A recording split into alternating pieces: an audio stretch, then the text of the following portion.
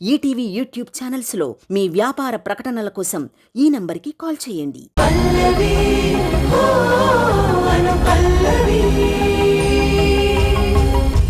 చరణ్ నన్ను ప్రేమించలేదంట.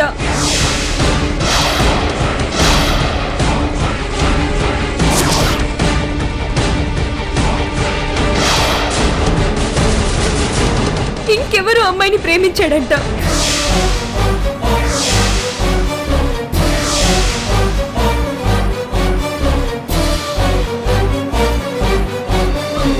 మరి నన్నెందుకు పెళ్లి చేసుకున్నాడు?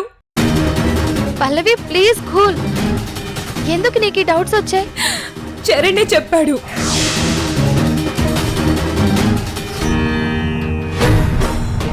నీతో చరణ్ చెప్పాడా? నాతో చెప్పలేదు, వాళ్ళ అన్నయ్యతో చెప్తుంటే నేను విన్నాను. ముందు నువ్వు ఆ కోపం తగ్గించుకో. అసలు వాళ్ళు ఏం మాట్లాడుకుంటున్నారో నువ్వేం విన్నావో చెప్తుంటే అర్థం కాదా? నేనే స్వయంగా విన్నాను. ఎవరితో చెప్తే ఏంటి? విషయం అయితే అదే. ఫ్రస్ట్రేషన్ తట్టుకోలేక అన్నయ్య ముందు బర్స్ట్ అయి చెప్పేశాను. ప్లీజ్ పల్లవి, నీతో అయితే డైరెక్ట్ గా చెప్పలేదు కదా. ముందు నువ్వు కంగారు పడుకో. దేవుడా, ఫ్రెండ్ నట్టం పెట్టి అన్నయ్య దగ్గర అయితే మేనేజ్ చేశాను. ఇప్పుడు ఈ పల్లవి కోపాన్ని ఆపాలి, మేనేజ్ చేయాలి.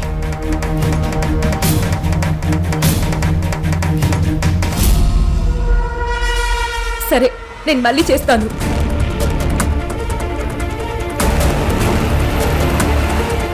దేవుడా, ఇప్పుడు ఏం జరుగుతుందో ఏమో.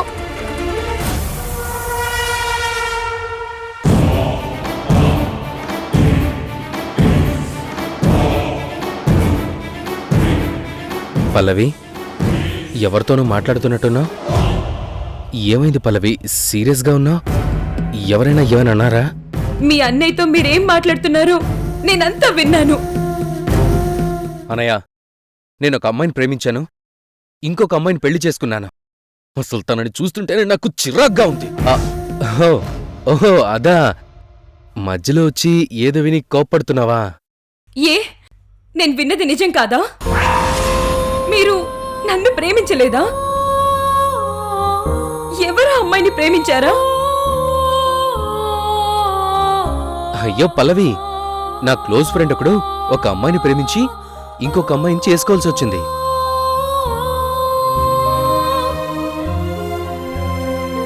వాడు మా అన్నయ్యకి కూడా బాగా తెలుసు.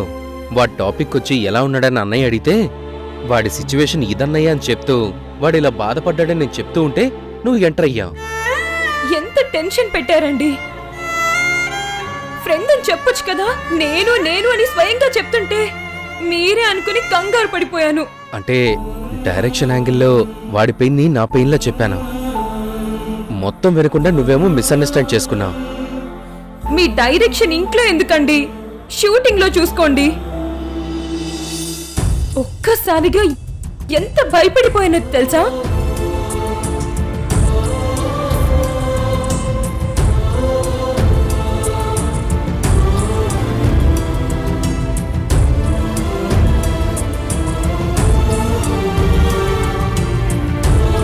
కలలో కూడా నేను తట్టుకోలేనండి. మీరు నా సొంతం, నా ఒక్కదానికి మీ ప్రేమ.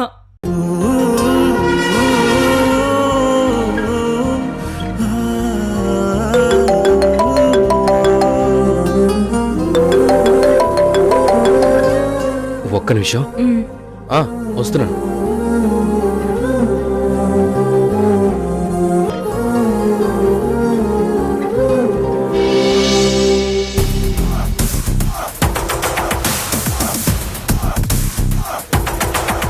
పిలిచి మాట్లాడరేంటి బాబాయ్ గారు?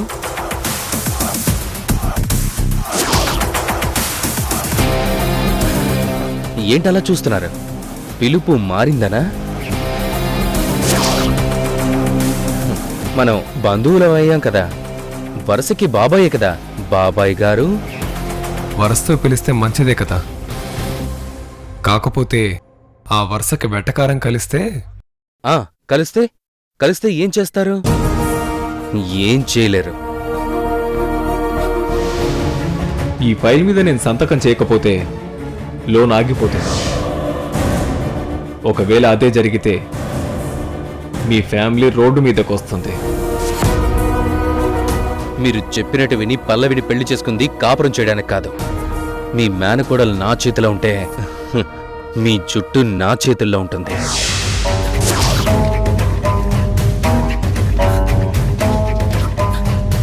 ఏం మాట్లాడారేంటి బాబాయ్ గారు? మాట పడిపోయిందా?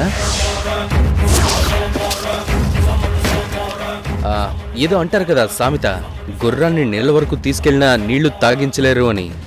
అదే ఇప్పుడు మీ పరిస్థితి. ఏమో, ఆ గుర్రానికి దాహం వేయచ్చు, చెప్పలేం కదా. అవును బాబాయ్, నువ్వు ఏం చెప్పక్కర్లేదు. ఎందుకంటే ఇక్కడ నుంచి చెప్పేది నేను, వినాల్సింది నువ్వు.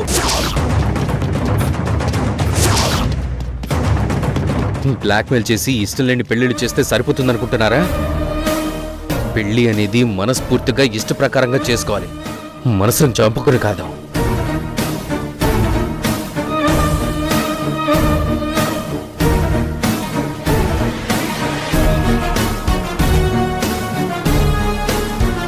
అప్పుడంటే లోన్ని అడ్డం పెట్టుకుని బెదిరించారు, మరి ఇప్పుడేం చేస్తారు? Come on speak out.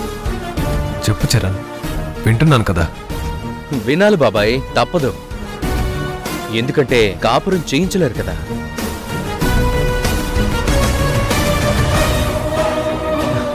మీ మేనకోడలు ఎప్పుడైనా ఏడవచ్చు, ఎందుకంటే అది నా చేతుల్లో ఉంది. ఏ క్షణమైనా ఇంటికొచ్చేయచ్చు, అది కూడా నా చేతుల్లో పనే. మీరు నన్ను బ్లాక్మెయిల్ చేసి పెళ్లి జరిపించారని తెలిస్తే అసలు పల్లవేమైపోతుందో ఒక్కసారి ఆలోచించారా? ప్లీజ్.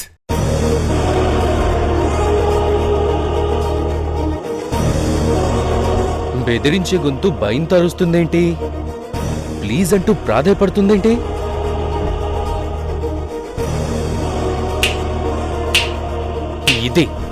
ఇదే కావాలి మిస్టర్ గోపి బాబాయ్. టైం ఇప్పుడు నాది, ప్రతి నిమిషం, ప్రతి సెకండ్. ఎందుకంటే నీ ప్రాణమైన పల్లవి లైఫ్ నేను డిసైడ్ చేయబోతున్నాను. కన్నీళ్లు పెట్టకూడదని కండిషన్ పెట్టారు కదా, ఇప్పుడు పల్లవి కన్నీళ్లు వరదలై పారుతాయి. ఏం పీక్కుతారు బాబాయ్ గారు అని నేను అనలేదు కదా.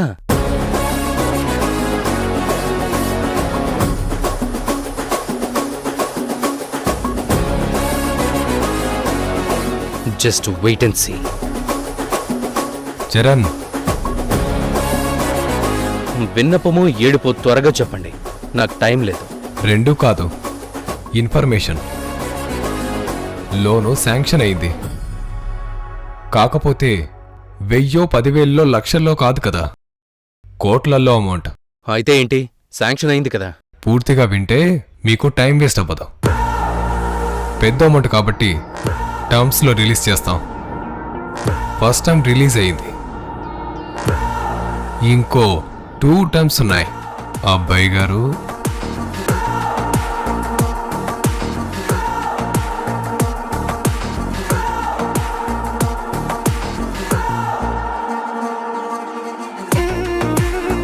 ఆ రిలీజ్ అయిన ఫస్ట్ టైం కూడా మీ కంపెనీ లాసులు చూయించి తిరిగి కట్టించుకోవచ్చు.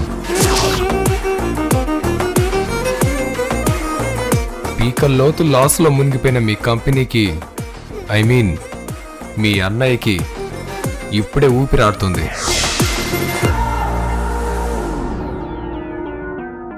పెళ్లి టైంలో కూడా మీ అన్నయ్య భరత్ గారు తన ప్రెషర్ అంతా చెప్పారు.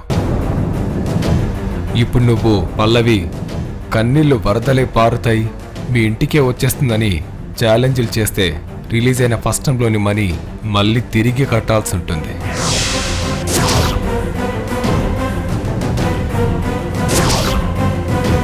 పాపం ఇప్పుడిప్పుడే మీ భరత్ అన్నయ్యకి ఊపిరాడుతుంది.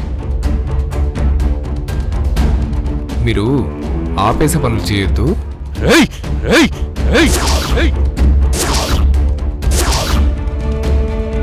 మీ ఇల్లు, ప్రాపర్టీస్ అన్ని షూరిటీలో ఉన్నాయి. ఈ ఛాలెంజ్లు, బిల్డప్లు ఎందుకు? చక్కగా పల్లవి మీరు కలిసిమెలిసి ఉండండి, చూడ్డానికి ముచ్చటగా ఉంటుంది, అందరూ హ్యాపీగా ఉంటారు. సర్వే జన సుఖినో భవంతు. ఉంటాను అబ్బాయి గారు.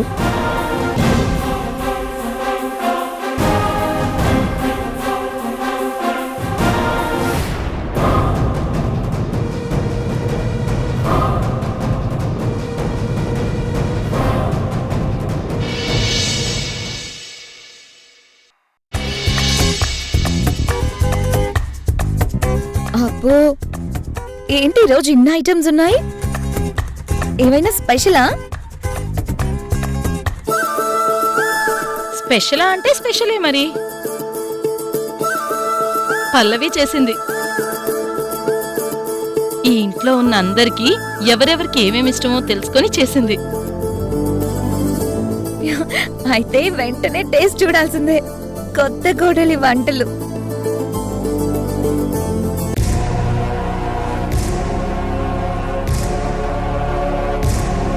నీకేమైంది సుజాత? పల్లవిని ఎందుకు చేయనిచ్చావు? నేనే వద్దన్నాను. స్వయంగా చేసి పెడదామని. ఎందుకు? చరణ్తో తిట్టించడానికా? అదేంటి మాన్సి అలా అంటావు? తనేదో ఇష్టపడి మన కోసం చేస్తే అలా అనుకునే పల్లవికి బాధ్యతగా చెప్తే తను సర్వెంట్ కాదు నా భార్య అంటూ చరణ్ హర్ట్ అయ్యాడు. అవును, అదేదో పెద్ద తప్పన్నట్టుగా మాట్లాడాడు.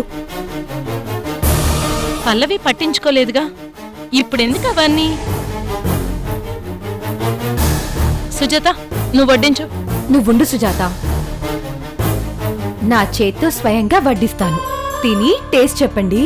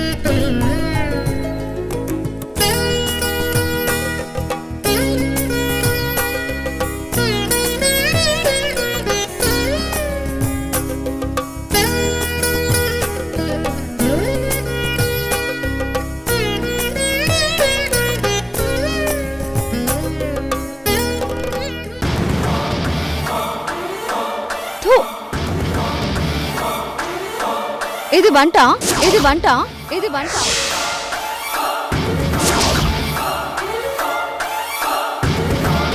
ఉప్పేమైనా ఎక్కువైందా? రాకపోతే రానట్టు ఉండొచ్చు కదా, లేదంటే సుజాతను అడగచ్చు కదా.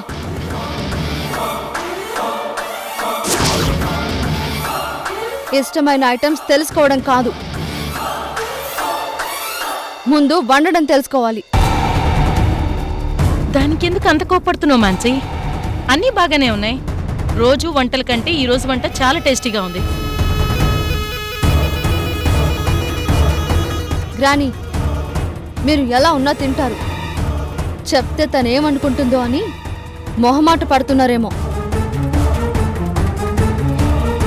అవునదినా, పల్లవి ఏమనుకుంటుందోనని అనలేదు.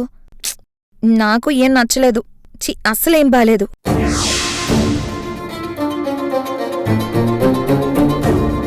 నిజంగానే బాలేదా రితికా?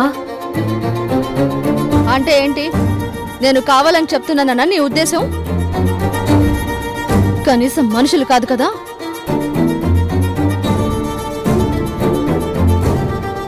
సుజాత, నువ్వు చెప్పక్కర్లేదా ఎలా ప్రిపేర్ చేయాలో? పల్లవి అమ్మగారే నేను చేస్తాను అని అన్నారమ్మా. ఇక నువ్వు దగ్గరికి వెళ్ళలేదు అంతేనా? నాకు తెలుసు.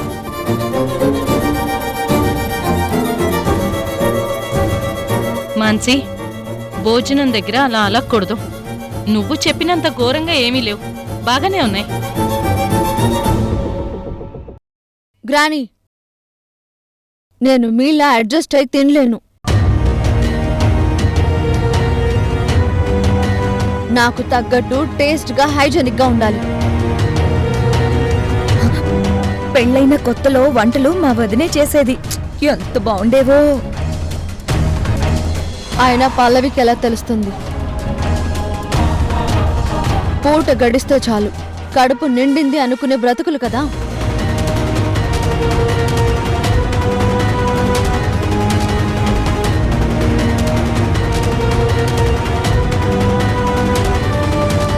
అవును వదినా, నువ్వు చెప్పింది కరెక్టే.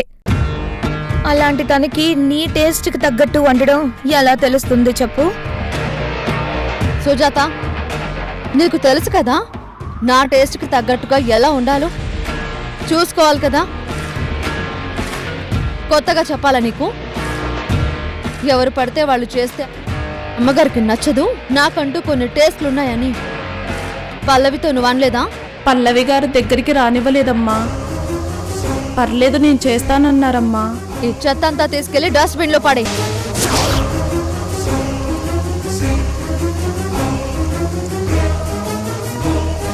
రితిక, ఏ రెస్టారెంట్ నుంచి ఆర్డర్ పెట్టు. రోడ్ సైడ్ ఫుడ్ లా ఉంది. హ, దీనికంటే అదే బాగుంటుందేమో. వదినా, చండాలంగా ఉన్న లంచ్ టైం కదా, ఆకలి వస్తుంది. ఈసారికి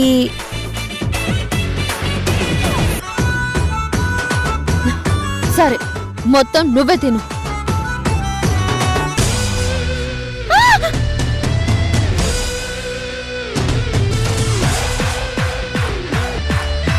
ఇదిగో సాంబార్ వేసుకో.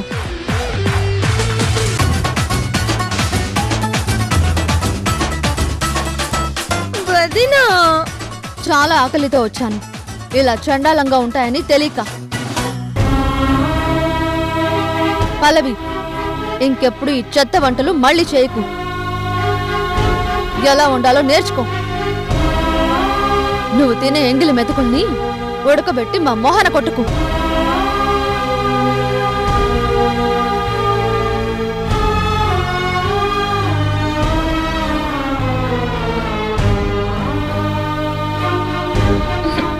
ప్లీజ్ పల్లవి, ఇంకెప్పుడు ఇలా చేయకు.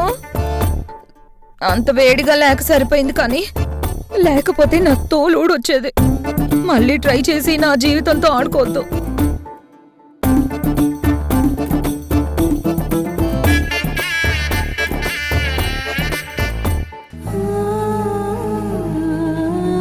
ఏంటి బామ్మ ఇది? తినే అన్నాన్ని ఎవరైనా ఇలా నేలపాలు చేస్తారా? నిజంగా బాలేదా? అద్భుతంగా ఉన్నాయమ్మా వంటలు. మాన్సీ గురించి నీకు తెలుసు కదా, నువ్వంటే తనకి నచ్చదు, అందుకే ఇలా ప్రవర్తిస్తుంది. కానీ ఏది పడితే అది మాట్లాడుతుంది. ఈ ఇంటి కోడలిగా గొడవ ఎందుకని నేను సహిస్తూ వస్తున్నాను. కుటుంబం అన్నాక కొన్ని తప్పవమ్మా. మాట్లాడాల్సిన టైం వచ్చినప్పుడు నువ్వు మాట్లాడదు గాని. ఎందుకమ్మా ఏడుస్తావు? కళ్ళు తుడుచుకో, అస్సలు బాధపడకు.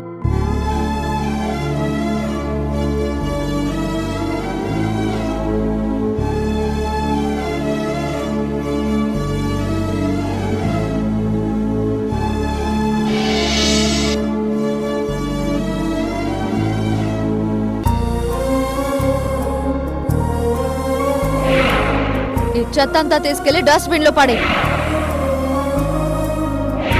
నువ్వు తినే ఎంగిలి మెతుకుల్ని ఉడకబెట్టి మా మొహన కొట్టుకు.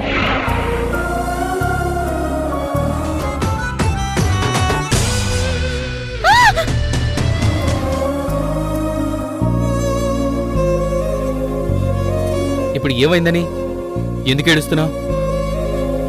మీ ఫ్యామిలీకి ఏడు పెంచడమే గాని ఏడవడం కూడా తెలుసా? సరే, ఏంటి ఇప్పుడు ఏమైందని?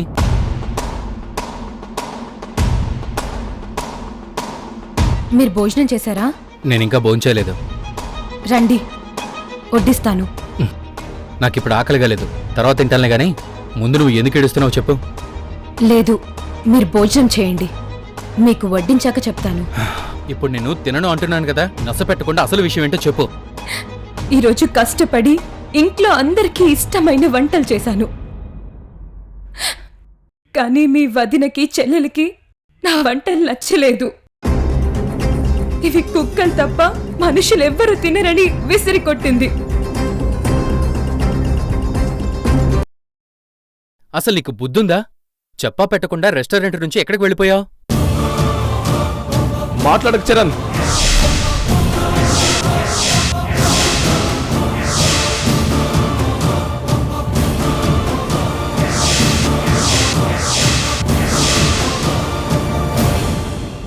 చరణ్ ఏదో కాల్ మీద బయటకు వెళ్తే మీరొచ్చి గొడవ చేస్తారేంటి? మీరు మాట్లాడకండి.